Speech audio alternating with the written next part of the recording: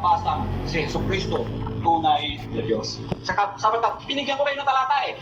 Ang Ama, ang iisang tunay na Diyos. Fair lang po sa palagay ko yun. Maraming salamat po. Tapos na siya? Opo. Kayo ng party ko, Brandon. Brandon, ano ngayon ang party ko? I-cross-examine po siya, kapatid ni Eli, doon sa kanyang mga ipinaliwanag. Meron pa po siyang 6 na minuto, pero hindi na po yan naubos, kapatid ni Eli, at wala na po siyang gusto ipaliwanag pa.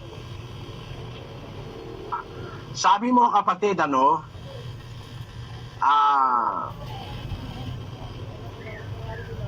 gumamit ka uli ng bagong salin. Sabi mo, ay ng dating salin. Balik tayo sa dating salin. Para ka palang palaka eh. Pagka for your convenience, iiwan mo yung pinuntahan mo. Hindi ako ganon. Alam mo, pagka may prinsipyo ka, pag ginamit mo yung salin na yon, ay dapat, huwag mong itatakwil, huwag mong iiwanan. Ginamit mo eh. Masama sa Biblia yan. 14:22 lang Roma. Pakinggan. Ang pananampalataya mo na nasa iyo ay ingatan mo sa iyong sarili sa harap ng Diyos. Mapalad ang hindi humahatol sa kanyang sarili sa bagay na kanyang sinasang-ayunan. Ayun, pagka sinasang-ayunan mo, wag mo lang i-deny. Ikaw ang pumunta sa magandang balita, nung sundan kita, iniwanan mo. Hindi mo kasi matututulan yung sinasabi sa magandang balita na yung buhay na walang hanggan na sinasabi ng mga apostol, lalo na si San Juan, yun ang nahipo nila, nakita nila, nahipo nila, namasdan nila, nahipo ng kamay. Hindi mo naman pwede sabihin yan yung Ama. Hindi naman nahihipo ng mga apostol yung Ama. Ang nahipo nila si Kristo. Nagpahipo pa nga eh. O basahin natin uli yung uno-uno ng magandang balita, kapatid na Daniel.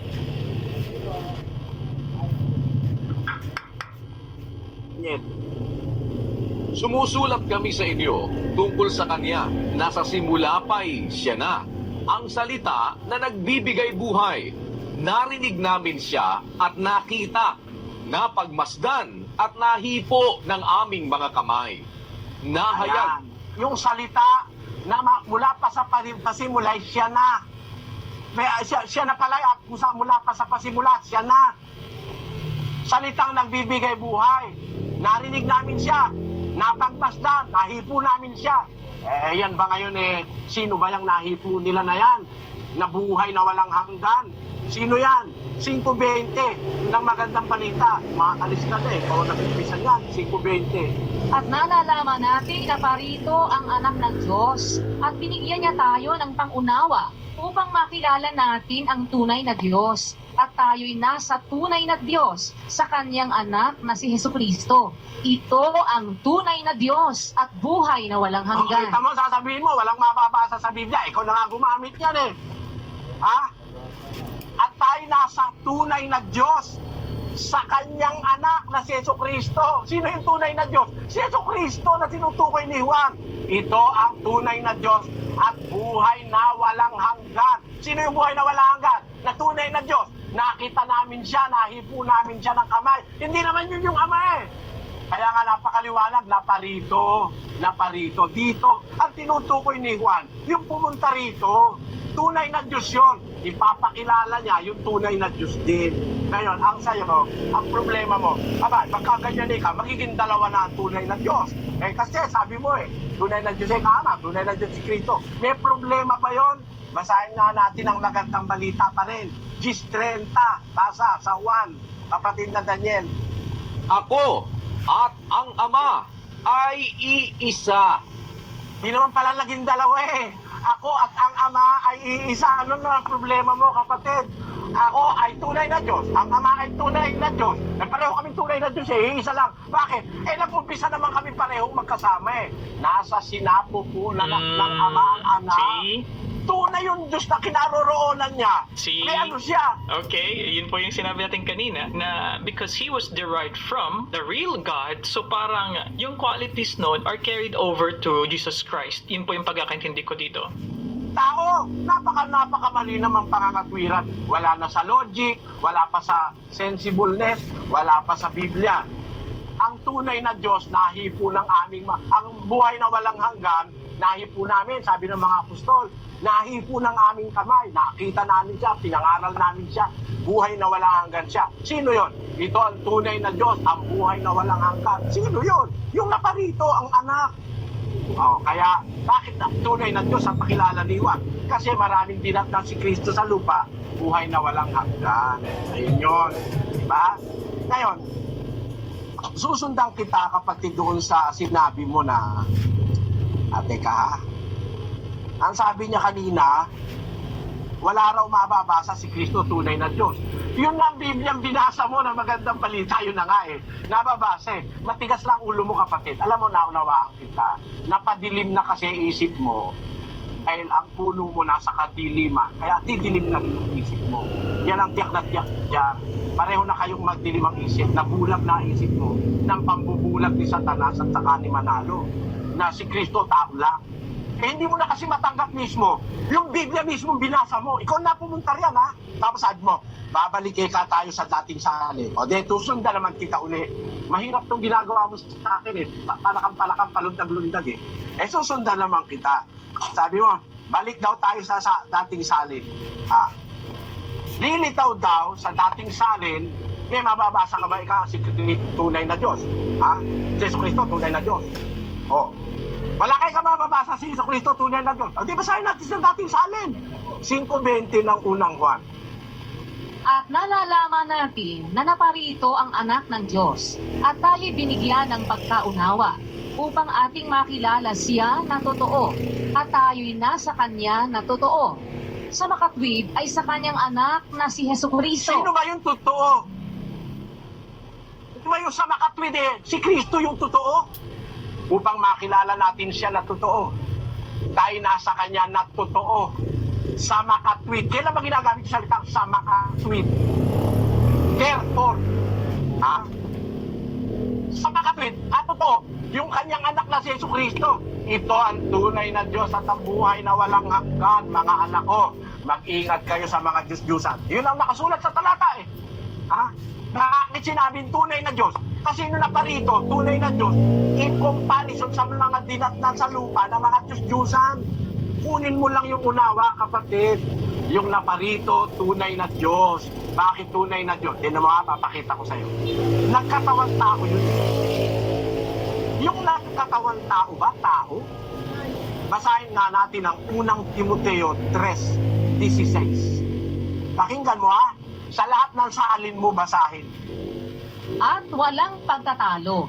Dakila ang hiwaga ng pagkadiyos. Yaong nahayag sa laman. Pinapaging banal sa espiritu. Nakita ng mga anghel. Ipinangaral sa mga bansa. Sinampalatayanan sa sanglibutan. Tingnan mo, yan si Kristo eh.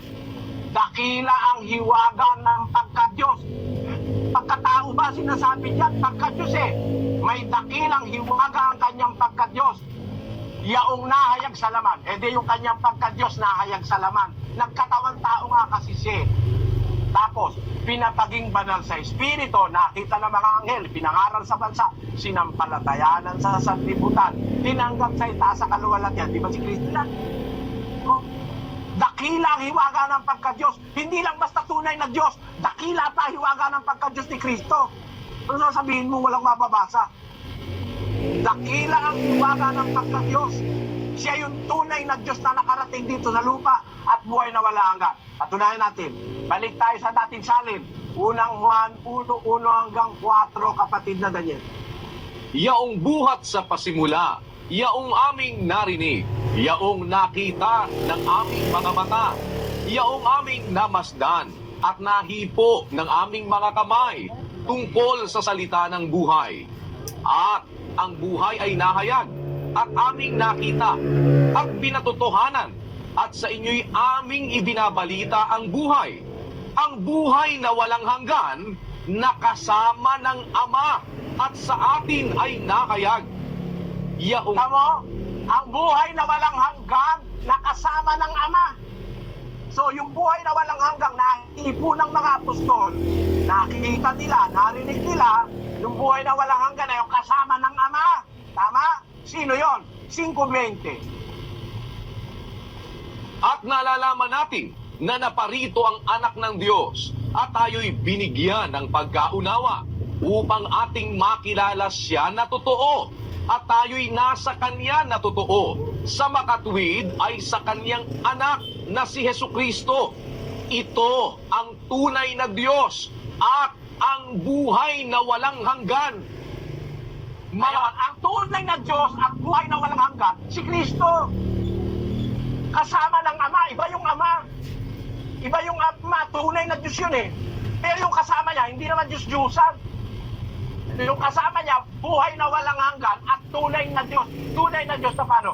Nung dumating sa lupa, pinakilalang tunay na Diyos dahil maraming Diyos-Diyusan. Ang liwa-liwanag, kapatid eh. Itong salita ng buhay na ito, itong buhay na walang hanggan, nahipo ng aming kamay. Binabalita namin sa inyo, yung buhay na walang hanggan na kasama ng Ama. May sino yung buhay na walang hanggan kasama ng Ama? Yung tunay na Diyos at buhay na walang hanggan, yung anak. Sasabihin mo, walang mababasa tunay na Diyos yung anak. Ayaw mo lang basahin. Ayaw mo lang tanggapin. May nababasa. Tanungin mo lahat ng tao nakikinig ngayon, naririnig nila, meron silang narinig, may nabasa. Ikaw lang naman ang bukod tangi. Kasi nauunawaan nga kita. Yan ka siguro lumaki, yan na pinakain sa'yo tuwing Huwebes at saka Linggo, yan ang lagi mong narinig. Hindi madali para maunawaan mo. Naunawaan kita, kapatid, at hindi kita sinisisi. Pero ang masasabi ko sa'yo, kung ididilat mo yung pangunawa ng puso mo, wala namang ibang Diyos na kasama ang Ama na sinasabi na naglatag ng langit na mag-isa. Wala nang ibang kasama. Wala namang sinasabi tayo na may katulungan Diyos na naglatag ng langit Ang sinasabi natin, may kasama ang Diyos nung inilalatag niya ang langit. Sabi nung karunungan, nang itatag niya ang langit, nandun ako. Nung naglagay siya ng balantok ng kalaliman, nandun ako. Nandun siya Lahat ng ginawa ng Diyos, nasaksihan niya Basahin natin ang Apokalipsis 3, versikulo 14.